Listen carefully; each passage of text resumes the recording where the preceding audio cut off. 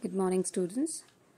So, in today's class, we're going to look into chapter 3, Ghar or Sansar. Ghar or Sansar. Ghar means house, and Sansar means this world. Okay. So, shall we start off? So, on that purple box, if you can see, there are two lines. I'm going to read out that. एक चूजा पहले अंडे, फिर घोंसले, फिर पेड़ों की डाल और अंत में विस्तृत नीले अंबर से परिचित होता है। हमारी स्थिति भी ठीक ऐसी ही होती है। जैसे जैसे समझ बढ़ती है, हमारी दुनिया भी बड़ी होती जाती है। It means what? एक चूजे पहले अंडे. So first, so let's just take a life cycle of a bird. So first it will be there inside the egg. पहले एक अंडा, फिर घोंसले. If you can look at the picture, there are two eggs and after that you can see one is coming out. So where is it? Inside that nest. Nest is nothing but घोंसला. Okay. फिर पेड़ों की डाल. पेड़ों की डाल means, can you see the tree on its branch? So that is nothing but डाल. Okay. और अंत में विस्तृत नीले अंबर से परिचित होता है. So and at last you can see there are two birds which are flying on the sky. Okay, flying in the sky. So the bird will be there in a form of egg. Then it will come out and stay for a while in its nest, and then it can see then on the branches of the tree. Then it flies in the sky. Okay. So हमारी स्थिति भी ठीक ऐसी ही होती है. So in the same way, even our life cycle changes, and at last we get to see the sky. Okay. जैसे जैसे समझ बढ़ती है, obviously when we are small, when we are kids, at that time even we don't know anything. Okay. We don't know how to talk, how to walk. We don't know anything. So gradually we try to learn. हमारी दुनिया भी बढ़ती होती जाती है. It means obviously when we start to learn things, okay, we gradually learn everything, okay, in our life cycle. So in earlier stages we learn the basic things, how to eat, how to chew, how to walk, all those things. Okay. And then we go to school and learn lot of things, okay, to lead the life. Then afterwards we go for a job. Then we learn how to work there, and then it goes on. Okay. So we'll see how it happens for birds. ठीक है. तो हमारा पहला paragraph है. सबसे पहले मेरे घर का अंडे जैसा था आकार. So this poem it's related to a bird. Okay. So a bird is telling how it actually looks like from its point of view. Okay. As a bird. Okay. सबसे पहले मेरे घर का means first of all. So my house's shape was like an egg, obviously because the bird was inside the egg.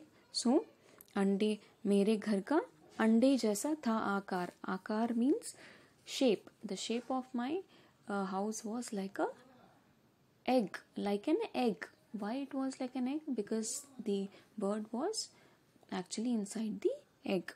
Okay. तब मैं यही समझती थी, बस इतना ही है संसार.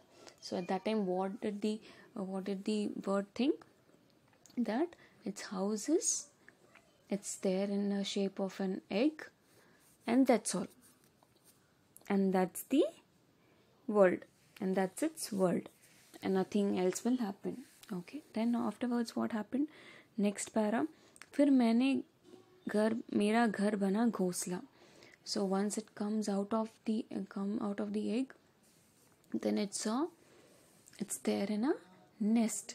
So then it thought, okay, this is my place, this is my world.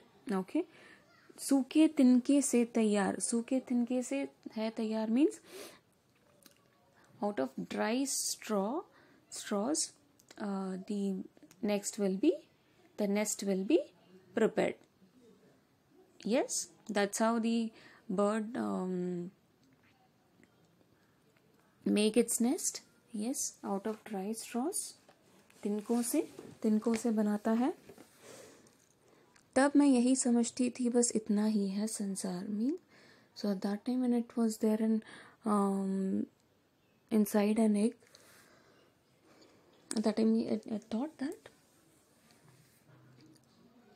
only an egg is the whole world.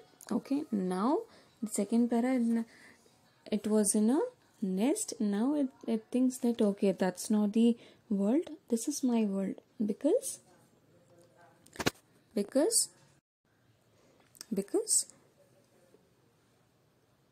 was in a nest and the nest was made out of dry straws.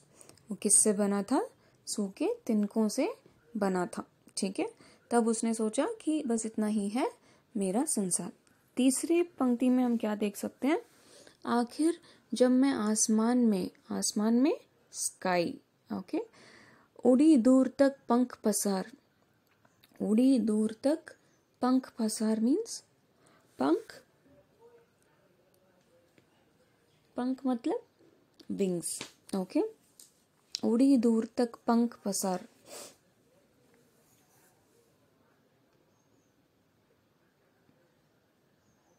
उड़ी दूर तक पंख पसार means, and at last when it actually saw the sky, then it got to know, and it flies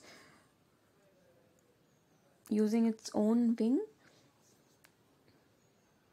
Then it got to know it has lot more in this world to know. Okay, तभी समझ में मेरी आई बहुत बड़ा है यह संसार. When it was there in an egg, inside an egg, it didn't think okay the world is so big. Okay, it never thought the world would be so big. Then it was there in a nest. Second para, the bird comes out of the egg and it sees that it's there inside a nest. Then still it doesn't know how to fly. So it was there in the nest itself for quite a long time, and after that when it actually learn how to fly with its wing, then it starts to fly. When it starts to fly in the sky, then it gets to know that the world has lot more to learn. Okay, the world is actually quite big. Okay, तो ये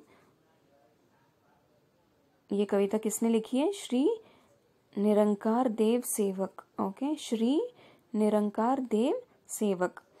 next page you can see word bank. आकार shape, घोंसला nest, आसमान sky, संसार world, सूखे तिनकों dry straws, पंख wings. Now we will move on to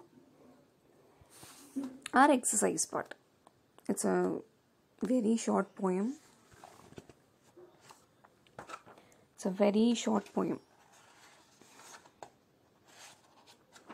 So first one, सही विकल्प पर सही का चिन्ह लगाइए. टिक दी करेक्ट ऑप्शन. सबसे पहले चिड़िया के घर का आकार कैसा था?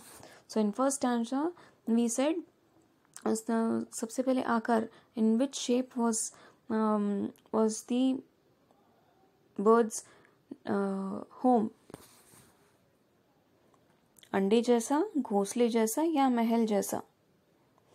अंडे जैसा. It's written in first para. सबसे पहले मेरे घर का अंडे जैसा था आकार. So the first option is right one. अंडे के बाद चिड़िया का घर किन चीज़ों से बना? After egg, which shape was in? It was inside a nest. So the nest was made up of फूलों से, सूखे तिनकों से या भांस से? फिर मेरे घर का बना घोंसला सूखे तिनकों से तैयार. ओके, सेकेंड पैरा, सूखे तिनकों से. Okay, so the second one is right one. Third question, चिड़िया दूर तक पंख पसार कहाँ उड़ी? चिड़िया दूर तक पंख पसार कहाँ उड़ी? So when it starts to fly, when the bird starts to fly, where does it fly? आसमान में, शाखों पर, कहीं नहीं. कहीं नहीं means nowhere. शाखों पर means near the tree itself. आसमान में, in the sky. So it starts to fly in the sky. Okay. Fourth question, जब चिड़िया दूर दूर तक उड़ी तो उसे क्या पता चला? So when the bird starts to fly,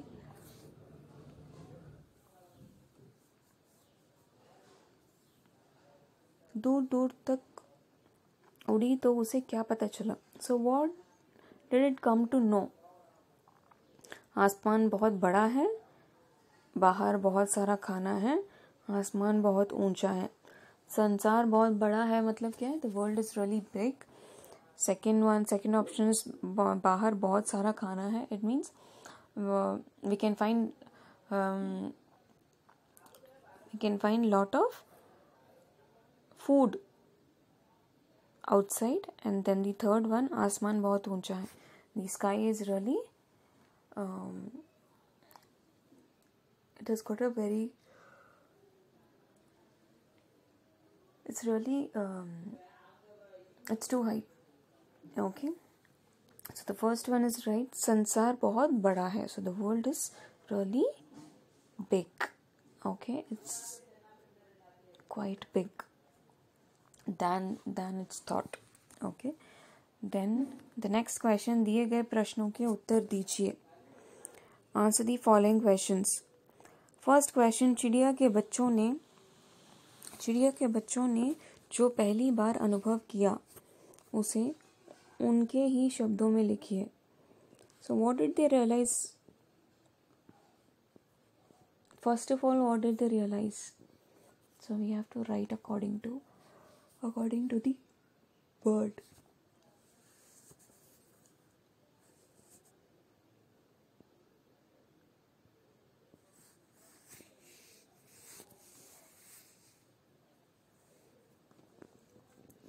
so according to a bird, तो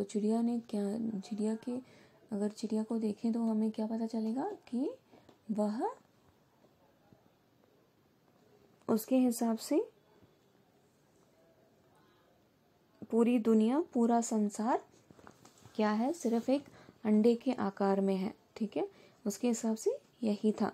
तो हम क्या लिखेंगे? अंडे के आकार में जो सिर्फ अंडे के आकार में संसार बसा था. ठीक है. सेकंड क्वेश्चन, चिड़िया के बच्चे ने जो दूसरी बार अनुभव किया उसे उसके ही शब्दों में लिखे. In second para, what did we come to know? It says, अब उसका घर घोंसले से बना है. घोंसला किससे बना है? सूखे तिनकों से तैयार हुआ है. अब संसार सिर्फ क्या है? संसार सिर्फ सूखे तिनकों से बना घोंसला है. ठीक है. थर्ड क्वेश्चन, चिड़िया के बच्चों ने पहले यह संसार इतना ही क्यों लग रहा था कि the world is only so much. Why did they think? Because they didn't go out, they didn't fly, they still didn't fly in the sky. So that's why they didn't get to know how big is this world. Okay.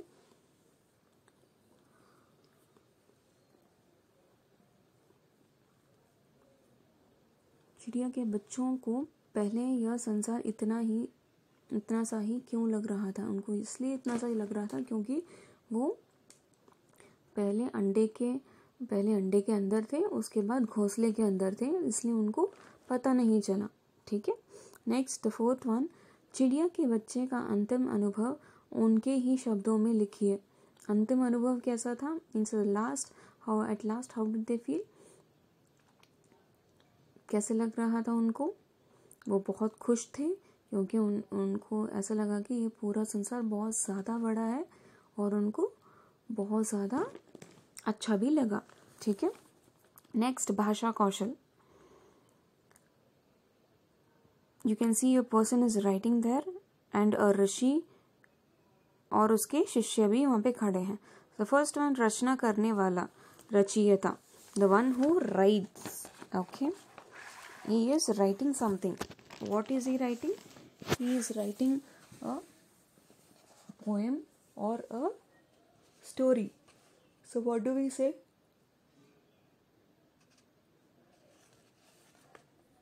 रचना करने वाला, रचयिता. After that, if you say आज्ञा का पालन करने वाला, आज्ञाकारी, the one who listens to the elders, that person is आज्ञाकारी. You can see the rishi is telling something and its shishya is, he is listening to him carefully and with a smile. Okay, so that means what? वो उसका आज्ञा का पालन कर रहा है. तो क्या हुआ? आज्ञा का पालन करने वाला कौन हुआ? आज्ञाकारी. ऊपर के दोनों चित्रों में अनेक शब्दों के स्थान पर सिर्फ एक शब्द का प्रयोग किया गया. If you can say, when we are talking to people at that time we can phrase it in a different way, okay, but when it comes to a single word, so it means that वो रचना करने वाला है. हम ऐसे भी कह सकते हैं वो रचयिता है, ऐसे भी कह सकते हैं. ठीक है. वो लड़का आज्ञा का पालन करने वाला है, ऐसा भी हम कर सकते हैं. वह आज्ञाकारी है, हम ऐसे भी कह सकते हैं. सो अनेक शब्दों के स्थान पर प्रयोग किए गया एक शब्द वाक्यांश के लिए एक शब्द कहलाता है. Means what? It means what? We can say it in a big sentence, okay, but that sentence can be said in one word, okay. In one word also we can say it, okay. So that one word is known as वाक्यांशों के लिए एक शब्द, okay. एक शब्द. अनेक शब्दों के स्थान पर, so in first one we have used 3 words, रचना करने वाला, 3 words they have used. But instead of that, we can actually say just one word, rachiyata. Fine. We could have said that. Yes. So that is वाक्यांशों के लिए एक शब्द. Let's read and understand. आकाश में उड़ने वाला. अगर हम कहते हैं आकाश में उड़ने वाला, you should not say चिड़िया. उसको हम क्या कह सकते हैं? नभचर. Okay, नभचर. दूर में सोचने वाला, दूर की सोचने वाला, the one who think about the future, okay. दूर की सोचने वाला, दूरदर्शी. What is it? दूरदर्शी. Third one, गणित का ज्ञाता, the one who is really intelligent in maths, who is really quick in maths. गणितज्ञ, okay. In Hindi we say maths as ganit and here we will add to it, okay, ganitagya.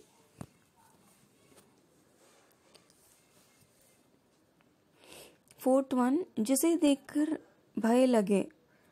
If you look at someone and it's really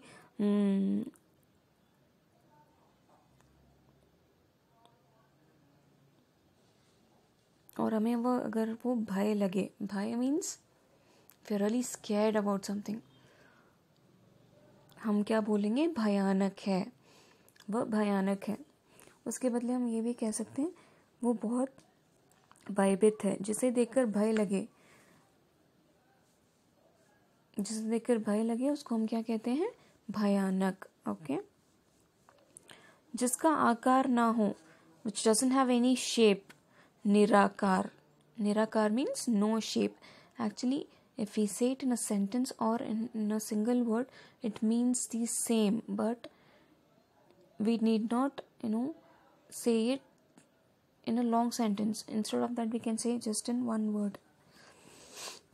The last one, Bhagwan ko na manne wala, the one who don't believe in God, Nastik.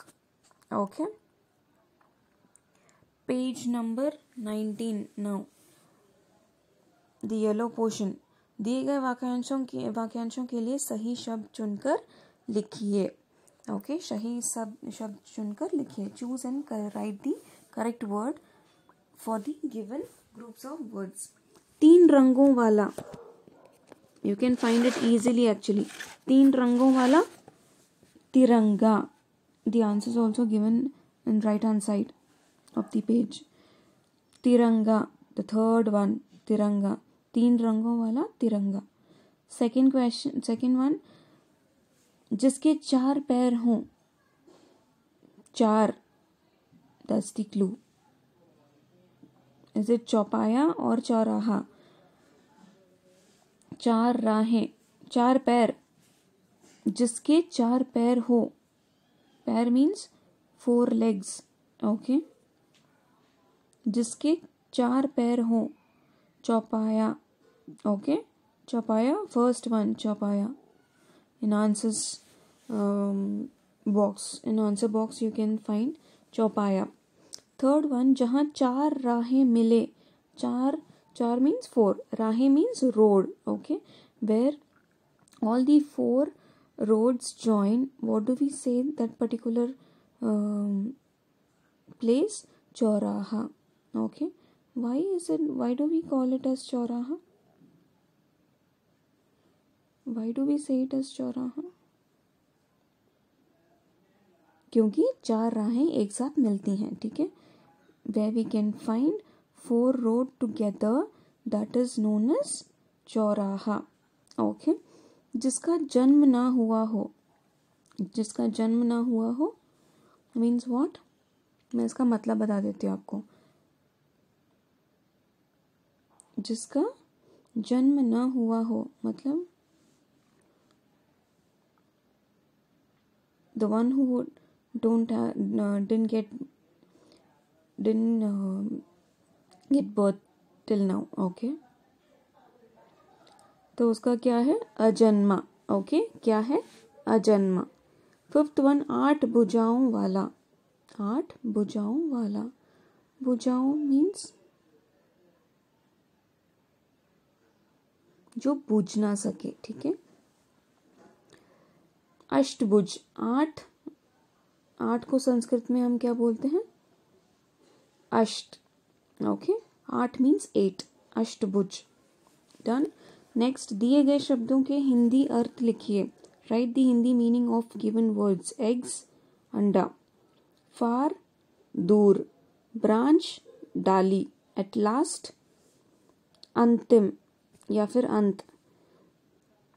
Greenery. Greenery को हम क्या बोलते हैं?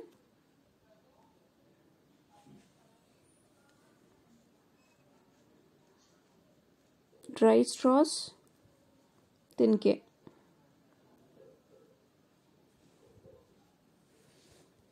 Greenery को हम क्या बोलते हैं? क्या बोलते हैं? हरा भरा. ठीक है. तो हम क्या बोलते हैं? ग्रीनरी को हरा भरा. ठीक है. नेक्स्ट वन, दिए गए शब्दों के वचन बदलिए. Change the numbers of the following words. घर, घरों. अंडे, अंडा. घोंसला, घोंसले. पंख, पंखे. तिनका, तिनकों. चिड़िया, चिड़ियाँ. चंद्र बिंदु लगेगा वहां पे. शाखा, शाखें. बच्चा, बच्चे. Don't worry about the answers. I'll be giving it to you after this class. Okay. अंडे, अंडा. Okay. Next, श्रुत लिख. डिक्टेशन. अंडे, संसार. सूखे, तिनकों. शाखों, सुकुमार. पंख, हरी भरी. घोंसला, आकार. Okay, once again I'll read it out. अंडे, संसार, सूखे, तिनकों, शाखों, सुकुमार, पंख, हरी भरी, घोंसला, आकार. Okay, fine. I hope that's clear. I'll be sending it to you. I'll be sending the answers to you now. So how you have to write it? You will write the chapter's name, grade 3, घर और chapter 3, घर और संसार. उसके बाद आप क्या लिखोगे? Dictation words. श्रुतलेख you will write. Then you will start off with the question answers. Okay. दिए गए प्रश्नों के उत्तर दीजिए. 4 questions you will write it in your notebook. Okay. Then this pink color box, वाक्यांशों के लिए एक शब्द. Then the page number 19th one. Okay, full page you have to do it. You have to write it in the notebook also. दिए गए वाक्यांशों के लिए सही शब्द चुनकर लिखिए. Then हिंदी में मीनिंग, दिए गए शब्दों के हिंदी अर्थ लिखिए. उसके बाद वचन बदलिए. ये तीनों भी आपको लिखना है अपने नोटबुक में. ठीक है. I hope that's clear.